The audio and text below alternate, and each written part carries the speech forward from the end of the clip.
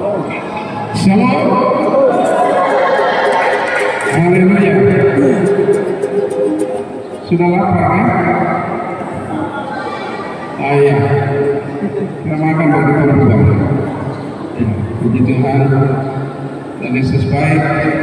Yang saya hormati pada pekerjaan yang sedang ini, yang hadir hari ini Ketua PDS dan anggota, dan yang saya hormati Ketua Daerah Provinsi Papua dan juga seluruh jajarannya, yang saya hormati dan kasih dalam kasih Yesus Kristus, ketua-ketua klasis di Provinsi Papua, juga yang saya hormati Bapak Beni Swedi, anggota Majelis Rakyat Papua perwakilan Gereja Purwakasta di Papua.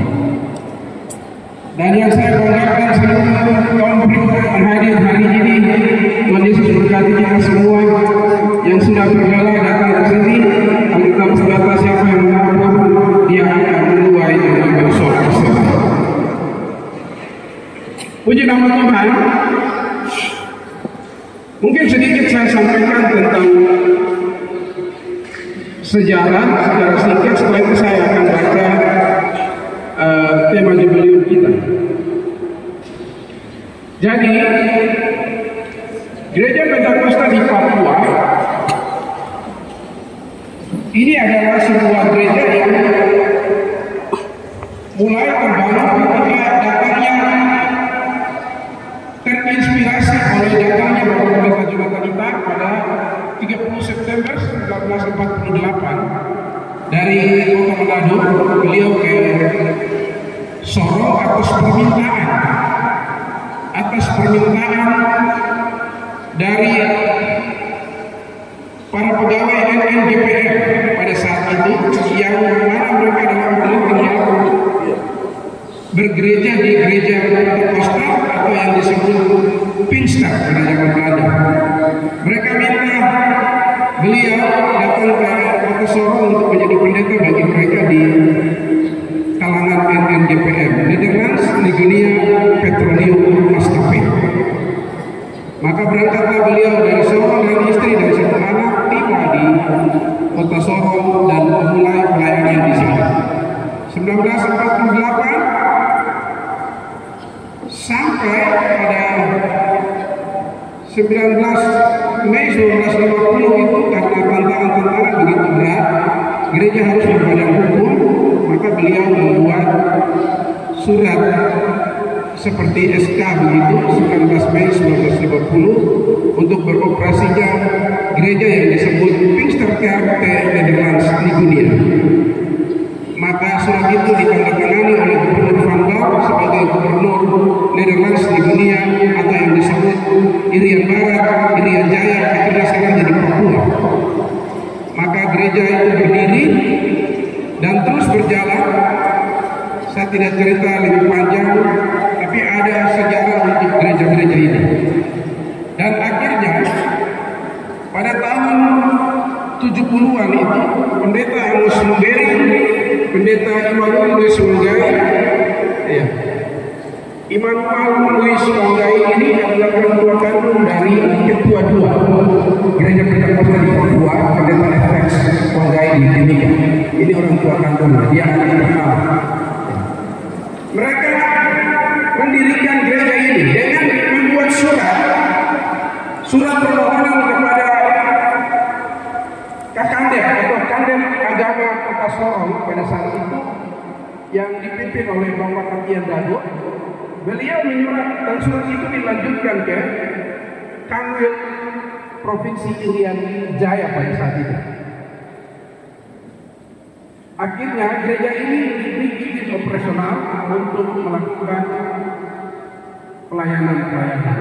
Tetapi di tengah perjalanan seluruh pemimpinnya meninggal.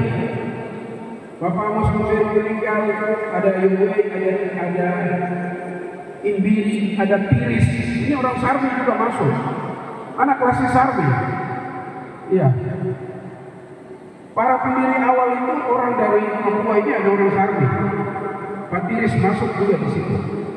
Tapi semua tidak ada meninggal. dan gereja ini mengalami stagnasi. Gereja ini mengalami stagnasi atau berhenti, tidak berjalan, dan sebagian umat-umat bergabung ke gereja GBGP dan GPDI dan gereja-gereja lain.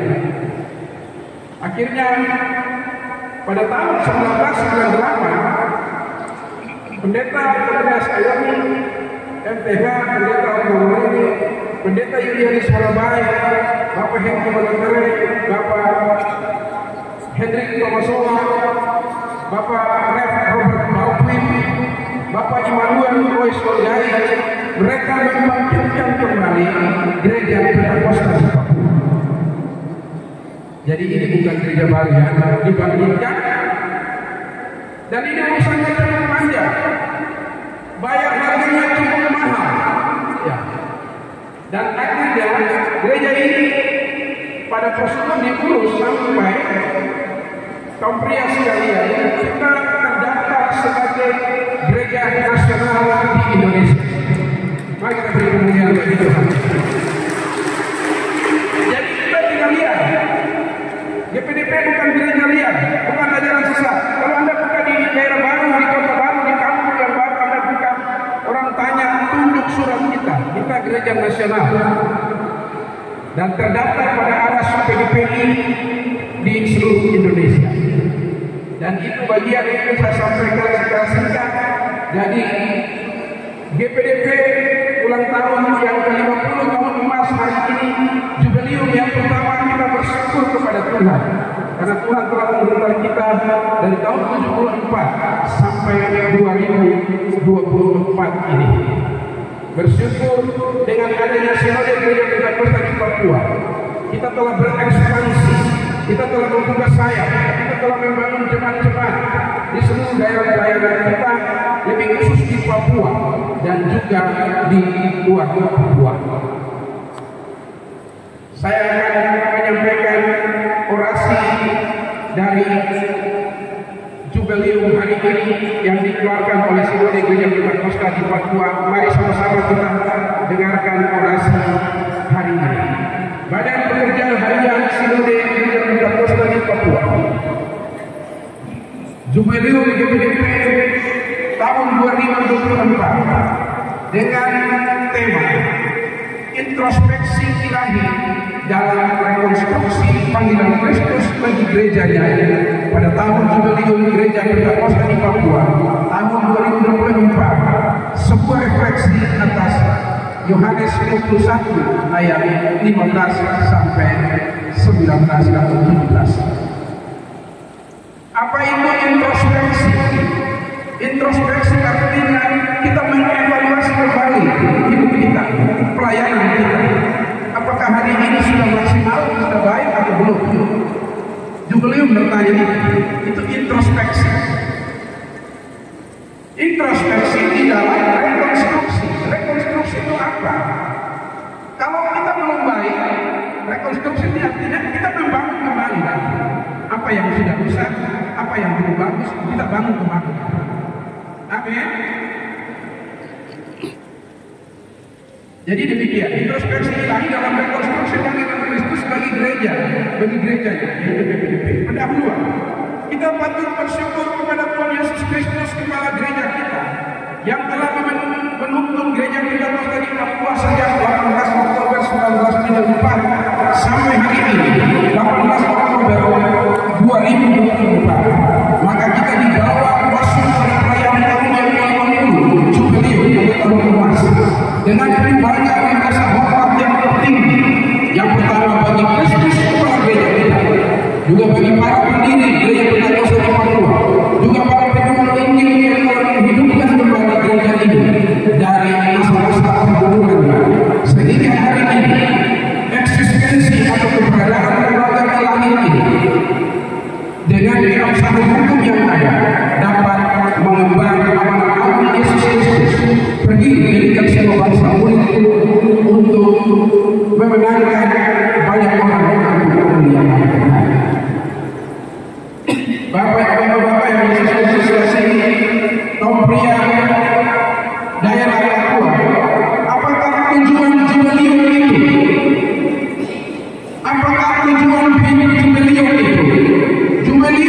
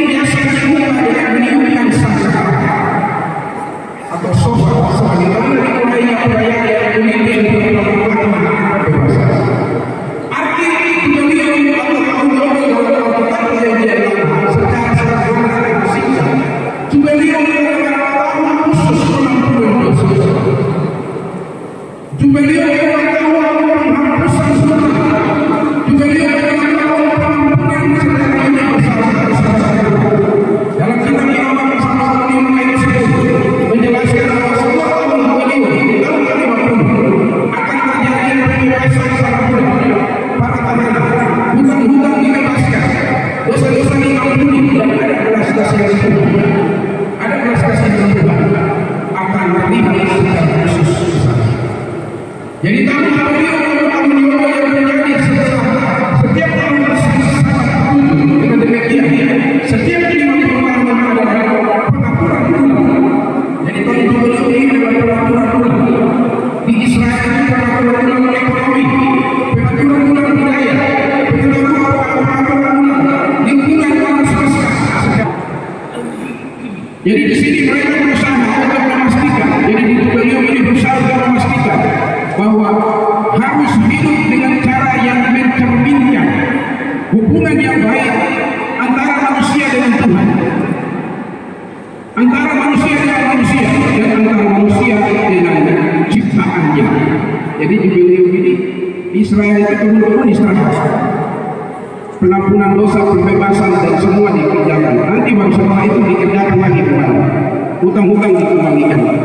Jubilium pada perjanjian lama, dalam Alkitab perjanjian baru, dalam Injil Lukas dan Yesus mengawali perkataan atau pelayanannya dengan mengumumkan bahwa dialah yang dinubuatkan Nabi Yesaya pada Yesaya pasal yang ke-61.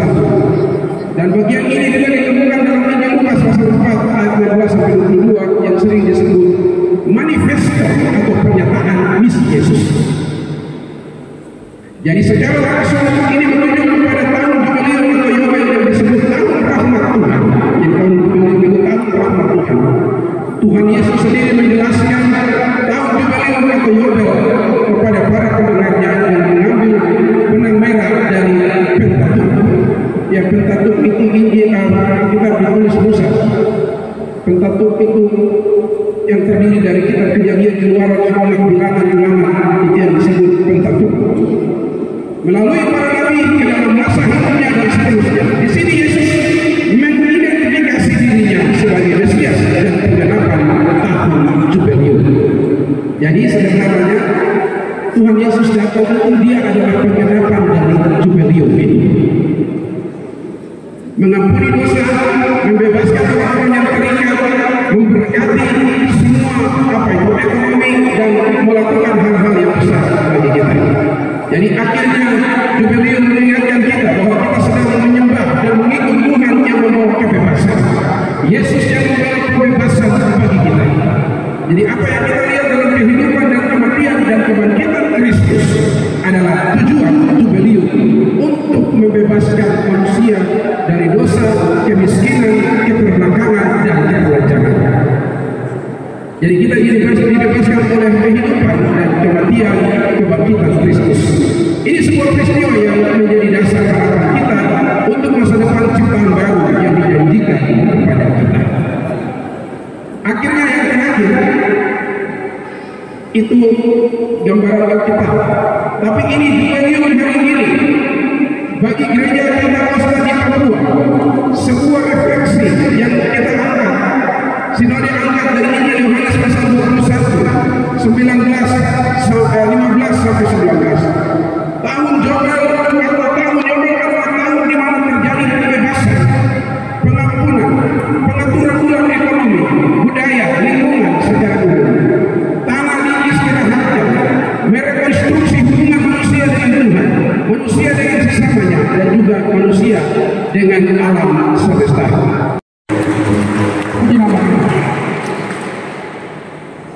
Terima kasih untuk daerah yang sudah acara ini kembali seperti saya serahkan kembali kepada pemandu acara kita yang berkali. Siap.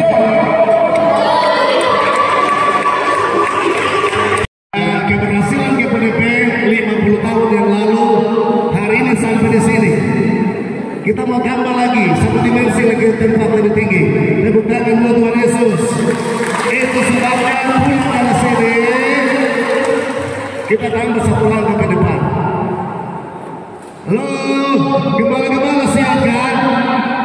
Kalau jiwa cuma 10, tahun besok, tahun ini semua dari sini 1 tambah 1 jiwa 20. Saudara mau kepada besar?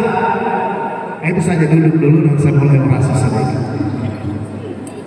Tapi mari buat sesuatu yang lebih dari hari ini. Puji Tuhan, sama belajar kehormatan terlalu banyak pajak dan terlalu banyak. Tapi hari ini yang berbahagia seluruh keluarga besar BPDP setanah Papua yang diberkati oleh Tuhan. Dari sekian ribu jiwa yang ada hari ini, surga menerima ucapan syukur kita luar biasa. Haleluya. Tadi sedikit nampak pilas dari sejarah kita telah disampaikan oleh Bapak Ketua Umum Sinode, dan isi membutuhkan perjuangan yang panjang. Dan BPDP harus membuktikan bahwa kita lah pelaku dari kobaran api itu.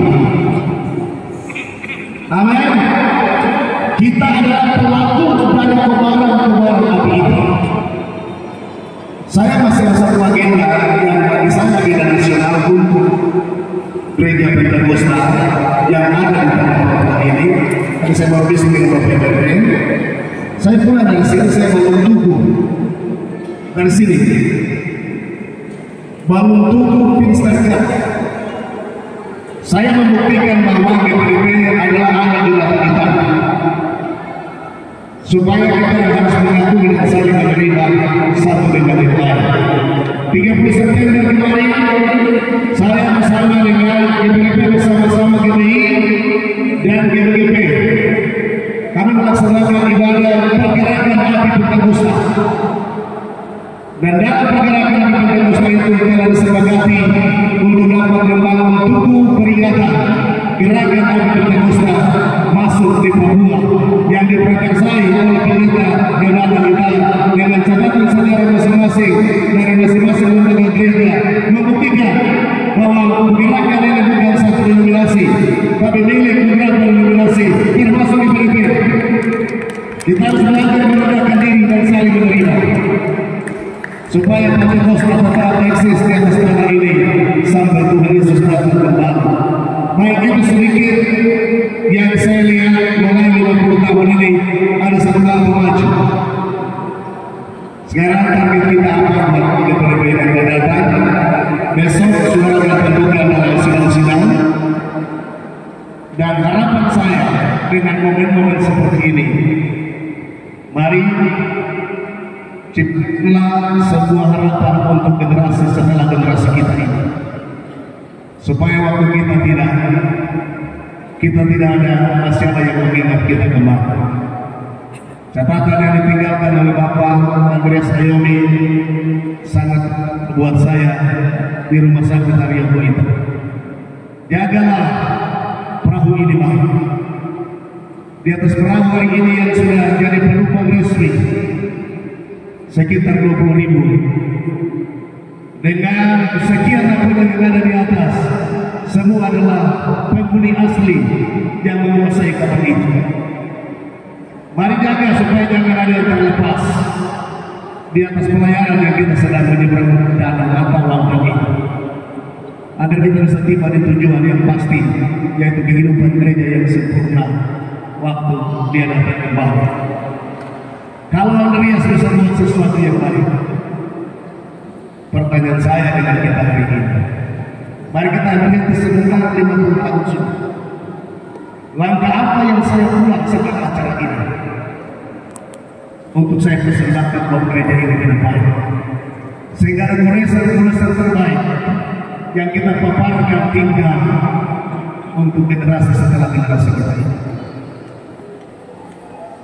Kerinduan dan doa kami ada yang mencatat sejarah itu di sekian kasus, sehingga terdengar nama BPDP tetap harum sampai Yesus datang kembali.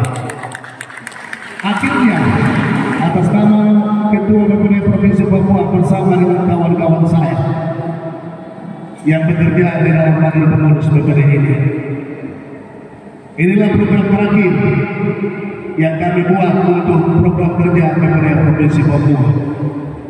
Visi untuk ibadah pengucapan syukur tahun depan di Jakarta itu dalam pertemuan. Jika Tuhan berkenan kami akan masuk. Tapi program kerja utama kami hari ini telah berakhir semua program kerja. Pintu agenda nasional DPP yang akan kami hadapi adalah sidang daerah yang akan kami hadapi. Yang telah ditetapkan dalam hasil sidang adalah Kota Rabire sebagai tuan rumah. Namun hari ini Rabire telah menjadi DPP sendiri, maka kami akan rapat dan akan memberi terusan kepada klasis-klasis untuk menetapkan kota atau wilayah penyelenggara sidang daerah untuk periode setelah periode kami ini. Setelah sidang sinode akan dilanjutkan dengan agenda terakhir kami untuk menutup masa bakti kami melalui sidang daerah. Untuk itu persiapkanlah figur-figur terbaik IPDP dari 27 jemaat yang 127 jemaat yang ada di Provinsi Papua. 18 klasis ini persiapkanlah. Tongkat ini akan terus berlari. Tongkat ini akan tidak lagi mengalami stagnasi. Tadi kita telah ikuti sekian tahun mengalami berbagai stagnasi. Harapan kami, lepas dari kami, ada yang lebih lagi memajukan GPDP bagi hormat dan kemuliaan Tuhan. Itulah harapan kami. Dan kalau ada yang salah dalam kegiatan kami, ini kelihatan seperti bikin gimana mati-mati ayam dan setengah mati. Karena ada yang sampai berpikir tinggal jual diri buat tiba di tempat. Karena semua serba susah. Habis dari pengecilan punya diambil 3 bulan kemudian ibu-ibu punya. 3 bulan kemudian sekolah minggu punya. 3 bulan kemudian bapak-bapak punya. Inilah sistem yang terpakai. Kalau tidak mencapai target, maka kita gagal bagian yang harus ditargetkan. Untuk itu hari ini target kami telah selesai. Dan dalam sekian kegiatan ini kalau ada salah atas nama pimpinan daerah, kami mohon ampun kepada Tuhan dan minta maaf kepada pimpinan sinode dan seluruh hamba Tuhan yang ada di bawah pelayanan kepada Provinsi Papua. Bawalah yang baik dan yang buruk ditinggalkan, sehingga tetaplah GPDP eksis sampai Tuhan Yesus datang kembali.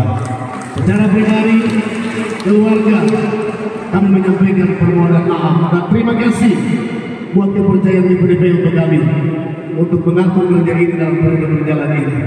Kiranya Tuhan terus memberkati gereja ini ke depan sampai Dia datang kembali.